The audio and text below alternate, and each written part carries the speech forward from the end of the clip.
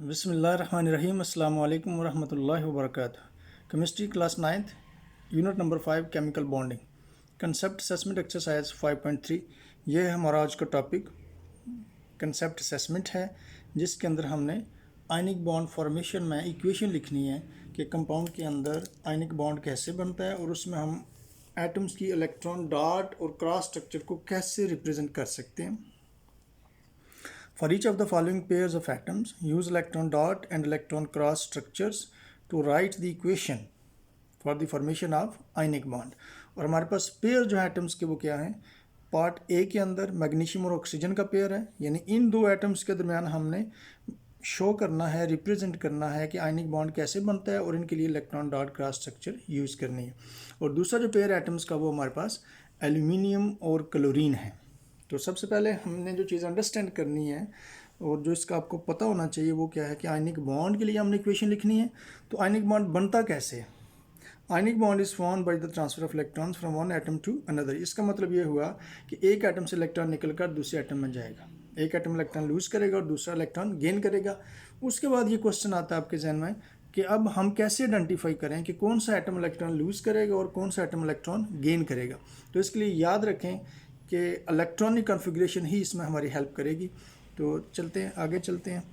First part है इस concept assessment 5.3 का, मैग्नीशियम और ऑक्सीजन के दौरान हमने electron dot cross structure show करनी है। तो सबसे पहले हम ये आइडेंटिफाई करेंगे कि इलेक्ट्रॉन लूज कौन करेगा और गेन कौन करेगा। इसके लिए कुछ पॉइंट ध्यान में रख लें कि एटम इलेक्ट्रॉन लूज और गेन क्यों करते हैं। तो याद रखें, हर एटम ये चाहता है कि उसके आखिरी शेल में 8 इलेक्ट्रॉन मुकम्मल हो जाए। क्यों चाहता है? इसलिए कि जब किसी एटम के आखिरी शेल में 8 इलेक्ट्रॉन मुकम्मल हो जाते हैं तो फिर वो स्टेबल हो जाता है। स्टेबल का मतलब ये है कि वो कंफर्टेबल हो जाता है, तो फिर वो किसी के साथ रिएक्ट नहीं करता, वो ईजी फील करता है, सेटिस्फाइड कंडीशन में आ जाता है। और ये नेचुरल रूल भी है। दुनिया के अंदर बहुत सारी चीज़ें हैं, जैसे हम भी अपने अपने एक्टिविटीज़ के अंदर मसरूफ़ हैं और हम भी स्टेबल होना चाहते हैं, और उसके लिए हम स्टेबिलिटी को हासिल करने के लिए क्या कर रहे हैं, मेहनत कर रहे हैं। आप हैं, मेहनत कर रहे हैं, टारगेट है आपका, मैंने 500 नंबर लेने हैं, 400 लेने हैं, 450 लेने हैं, तो उसके मुताबिक आप क्या कर रहे हैं, एफर्ट कर रहे हैं। और जब आपका वो टारगेट अचीव हो जाता है तो आप क्या हो जाते हैं, कंफर्टेबल हो जाते हैं, खुश हो जाते हैं, हैप्पीनेस आ जाती है आपके चेहरे पे, और वो फॉर्म क्या कहलाती है, वो स्टेबल फॉर्म कहलाती है। तो इस तरह एटम्स भी चाहते हैं कि खुश हो जाएं और स्टेबल हो जाएं, कंफर्टेबल हो जाएं, और उनके लिए शर्त ये है कि इनके आखिरी शेल में 8 इलेक्ट्रॉन मुकम्मल हो जाएं। तो 8 इलेक्ट्रॉन पूरे करने के लिए एटम्स ने क्या करना है, कभी इलेक्ट्रॉन लूज़ करने हैं और कुछ नहीं गेन करने हैं।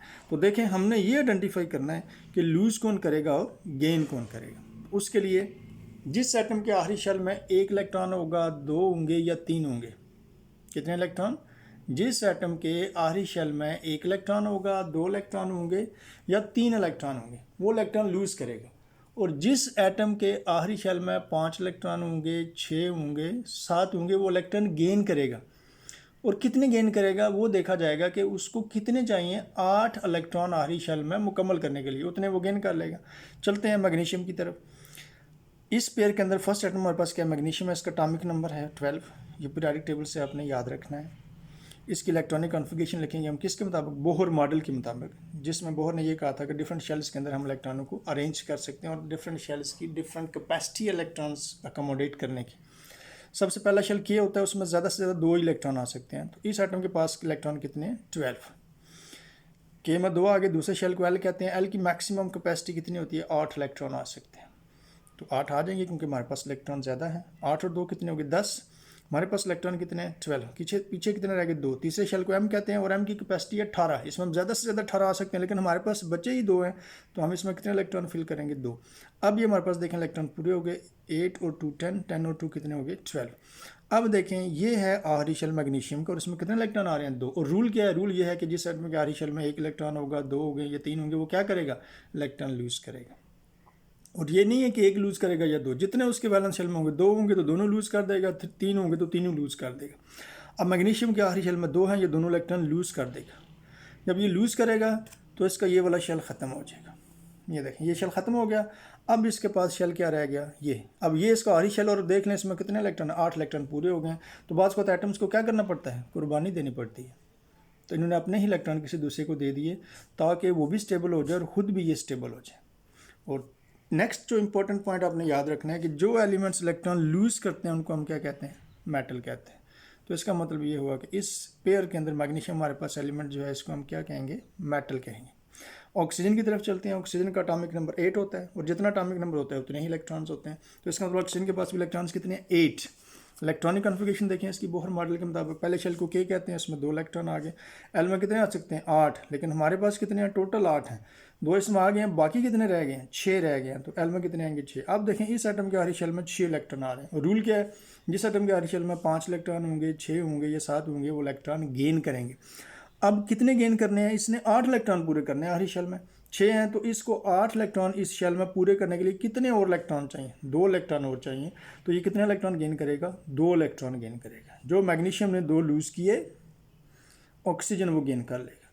उसके नतीजे में ये भी स्टेबल हो जाएगा और ये भी स्टेबल हो जाएगा। और ये पॉइंट याद रखना है कि जो एलिमेंट ये एटम इलेक्ट्रॉन गेन करता है उसको क्या कहते हैं, नॉन मेटल। तो इस पेयर के अंदर मैग्नीशियम मेटल है और ऑक्सीजन नॉन मेटल है। अब हमने बनानी है डायग्राम और इक्वेशन लिखनी है। तो उसके लिए हमने जो इलेक्ट्रॉनिक कॉन्फ़िगरेशन लिखी है उसी तरह हम डायग्राम बनाएंगे, स्ट्रक्चर बनाएंगे एटम की। सबसे पहला सर्कल लगाएंगे, उसमें उस एटम की सिंबल लिख देंगे, मैग्नीशियम है। उसके बाद फिर सर्कल्स लगाएंगे और वो शेल को इंडिकेट करेंगे, ये पहला शेल है, ये दूसरा है और ये तीसरा है। और जिस तरह हमने इलेक्ट्रॉनिक कॉन्फ़िगरेशन लिखी है उसी तरह इलेक्ट्रॉन्स को शो करेंगे। अब इसमें एक एटम के इलेक्ट्रॉनों के लिए हम सिंबल डॉट यूज़ करेंगे और दूसरे एटम के इलेक्ट्रॉनों के लिए क्रॉस। ये आपकी मर्जी है, जिस एटम्स को चाहें आप इलेक्ट्रॉन डॉट का सिंबल दे दें और जिस एटम को चाहें इलेक्ट्रॉन क्रॉस का सिंबल दे दें। तो मैंने यहाँ मैग्नीशियम के लिए डॉट का सिंबल यूज़ किया और ऑक्सीजन के लिए क्रॉस का। तो देख लें, पहले शेल में 2 इलेक्ट्रॉन आ गए, दूसरे में 2, 4, 6, 8, 10 और ये 2, 12। ऑक्सीजन को देखें, पहले शेल में 2 आ गए, दूसरे में 2, 4, 6 पूरे हो गए। अब क्या करना है, मैग्नीशियम ने अपने ये जो दोनों इलेक्ट्रॉन हैं ये किसको दे देने, ऑक्सीजन को दे देने। अब ऑक्सीजन को देने के बाद देखें, ये वाला शेल जो है मैग्नीशियम का ये ख़त्म हो जाएगा क्योंकि इसमें इलेक्ट्रॉन ख़त्म हो गए, ये इसने डोनेट कर दिए। और इसके पास पहले कितने थे, 6 और 2 इलेक्ट्रॉन इसने मैग्नीशियम से ले लिए, तो इसके पास कितने हो गए, हर शेल में 8 पूरे हो गए। अब नेक्स्ट एरो के बाद हमने क्या लिखना है, चेंज लिखनी है कि इलेक्ट्रॉन ट्रांसफ़र होने के बाद जो सिचुएशन है, जो स्ट्रक्चर रह गई एटम की, वो हम शो करेंगे। तो ये शेल खत्म हो गया, पीछे कितने रह गए, 2 शेल। 2 शेल हम बनाएंगे, 2, 2, 4, 6, 8, हर शेल में 8 पूरे हो गए जो इसकी रिक्वायरमेंट थी। अब चार्ज हमने ऊपर शो करना है। तो याद रखें, इलेक्ट्रॉन लूज़ करने से पॉजिटिव चार्ज आता है और इलेक्ट्रॉन गेन करने से नेगेटिव। कितना पॉजिटिव आता है, जितने इलेक्ट्रॉन लूज़ करता है। अगर कोई एटम 1 इलेक्ट्रॉन लूज़ करेगा तो +1 चार्ज आएगा, 2 लूज़ करेगा तो +2, 3 लूज़ करेगा तो +3। मैग्नीशियम में 2 इलेक्ट्रॉन लूज़ किया तो +2 चार्ज आ गया। इसी तरह जो एटम इलेक्ट्रॉन गेन करता है उसके ऊपर नेगेटिव चार्ज आता है। जितने इलेक्ट्रॉन गेन करेगा उतना माइनस चार्ज आएगा। 1 गेन करेगा तो -1, 2 गेन करेगा तो -2 और 3 इलेक्ट्रॉन गेन करेगा तो -3। इसने 2 गेन किए हैं तो -2 चार्ज आ गया। अब देखें इसके पास इलेक्ट्रॉन 2, 4, 6, 8, इसका आरी शेल भी क्या हो गया, कंप्लीट हो गया। और ये जो 2 डॉट इलेक्ट्रॉन हैं ये इसके अपने नहीं है, ये इसको किसने दिए, मैग्नीशियम ने दिए। और इसके लिए हम डॉट ही सिंबल यूज़ करेंगे ताकि ये आइडेंटिफिकेशन रहे, पहचान रहे, हमें पता चल जाएगा डायग्राम देख के कि ये जो 2 एटम हैं ये किसी दूसरे एटम ने इसको दिए हैं। तो डायग्रामेटिकली हम इलेक्ट्रॉन डॉट क्रॉस स्ट्रक्चर के लिए इस तरह इक्वेशन किसी भी एटम की लिख सकते हैं। अब चलते हैं कंसेप्ट असेसमेंट एक्सरसाइज 5.3 के सेकंड पार्ट की तरफ।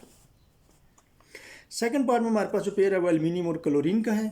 हम प्रोसीड करेंगे उसी तरह। एल्युमिनियम सबसे पहले एटॉमिक नंबर एल्युमिनियम का 13 है, इतने ही इसके पास इलेक्ट्रॉन है। इलेक्ट्रॉनिक कॉन्फ़िगरेशन लिखेंगे। फर्स्ट शेल को क्या कहते हैं, के, कितने इलेक्ट्रॉन, 2। दूसरे शेल को क्या कहते हैं, एल, कितने इलेक्ट्रॉन आ सकते हैं, 8। 8 और 2 कितने हो गए, 10। पीछे कितने रह गए, 3। तो तीसरे शेल को हम कहते हैं, हमें 3 इलेक्ट्रॉन आ जाएंगे। अब इस एटम के वैलेंस शेल में कितने इलेक्ट्रॉन आ रहे हैं, 3। और रूल के मुताबिक जिसके आरी शेल में 1 इलेक्ट्रॉन होगा, 2 होंगे या 3 होंगे, वो क्या करेगा, लूज़ करेगा। अब ये तीनों इलेक्ट्रॉन क्या करेगा, एटम लूज़ कर देगा। और उसके बाद जब ये लूज़ कर देगा ये शेल इसका ख़त्म हो जाएगा और पीछे इसका हरी शेल ये होगा और इसमें 8 इलेक्ट्रॉन पूरे हैं। क्लोरीन को देखें, क्लोरीन का एटॉमिक नंबर 17 होता है और इसके पास 17 इलेक्ट्रॉन है। तो इलेक्ट्रॉनिक कॉन्फ़िगरेशन देखिए, इसकी पहले शेल में 2, दूसरे में 8, 8 और 2 10, 17 पूरे करने हैं हमने, 10 हो गए हैं, पीछे 7 रह गए हैं, तो तीसरे शेल में 7 आ जाएंगे। अब क्लोरीन का ये आखिरी शेल है जिसको हम वैलेंस शेल कहते हैं, आउटर मोस्ट शेल भी कहते हैं। अब इसके पास 7, रूल के मुताबिक जिसके आखिरी शेल में 5 इलेक्ट्रॉन होते हैं, 6 होते हैं या 7, वो इलेक्ट्रॉन गेन करते हैं। और गेन क्यों करना है, उन्होंने अपने आखिरी शेल में 8 इलेक्ट्रॉन पूरे करने हैं। इसके पास 7 हैं और इसने 8 पूरे करने हैं। तो 8 पूरे करने के लिए इसको कितने और इलेक्ट्रॉन चाहिए, 1 इलेक्ट्रॉन चाहिए। तो ये 1 इलेक्ट्रॉन सिर्फ गेन कर सकते हैं। अब देखें अगर एल्यूमिनियम इसके साथ मिलता है तो एल्यूमिनियम का एक एटम 3 इलेक्ट्रॉन लूज कर रहा है, लेकिन जिसको दे रहा है उसका एक एटम एक ही इलेक्ट्रॉन गेन कर सकता है, उसकी और कैपेसिटी नहीं है। एक गेन करने के बाद ये स्टेबल हो जाता है। तो फिर क्या होगा, फिर हम ये करेंगे कि अगर कोई एटम इलेक्ट्रॉन एक से ज़्यादा लूज कर रहा है और लेने वाला जो एटम है वो उतने इलेक्ट्रॉन सारे एक एटम एक्सेप्ट नहीं कर सकता, तो फिर हम क्या करेंगे, एटम्स की तादाद बढ़ा देंगे। तो एल्यूमिनियम का एक एटम 3 इलेक्ट्रॉन लूज कर रहा है, तो इसका मतलब है हमें क्लोरीन के फिर कितने एटम चाहिए, 3 एटम चाहिए जो अलग अलग एक एक इलेक्ट्रॉन लेंगे। For 1 aluminium atom 3 chlorine atoms are required. तो इसकी डायग्राम देखें।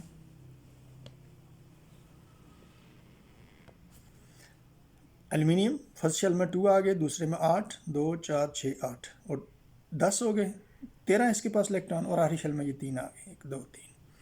अब क्लोरीन के कितने एटम हमने लेने हैं, 3। क्यों 3 लिए, क्योंकि एक एटम 3 इलेक्ट्रॉन एक्सेप्ट नहीं कर सकता, उसके पास कैपेसिटी नहीं है, वो एक ही एक्सेप्ट कर सकता है। और जब इन दोनों ने मिलकर कंपाउंड बनाना है तो फिर एल्यूमिनियम के लिए हमें जो क्लोरीन एटम चाहिए वो 3 चाहिए, ताकि हर क्लोरीन एटम क्या करेगा, एक एक इलेक्ट्रॉन गेन कर लेगा। ये सारे एटम स्टेबल हो जाएंगे और कंपाउंड बन जाएगा।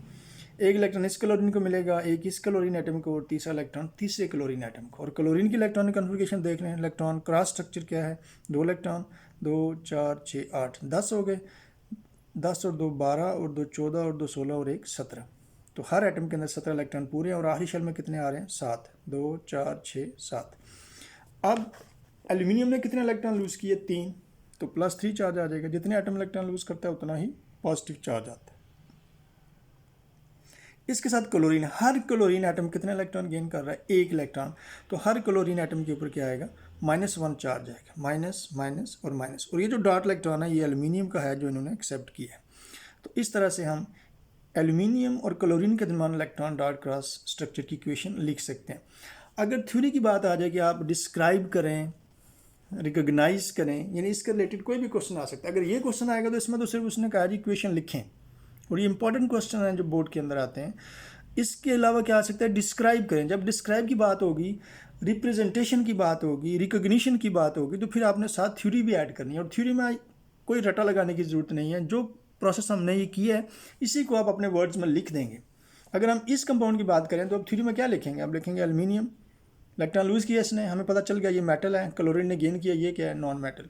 तो हम थ्योरी में क्या लिखेंगे, aluminium is a metal, it has 3 electrons in the valence shell, it will lose 3 electrons to form Al+3 ion. Chlorine atom is non-metal. क्यों नॉन मेटल है, क्योंकि ये इलेक्ट्रॉन गेन कर रहा है। It has 7 electrons in the valence shell. It will gain 1 electron to form chloride ion, Cl-1. For each aluminium atom, 3 chlorine atoms are required. And as a result of this, aluminium gets +3 charge and each chlorine atom gets -1 charge, and electrostatic forces of attraction are created between aluminium ion and chloride ions, and an compound having formula AlCl3 is formed.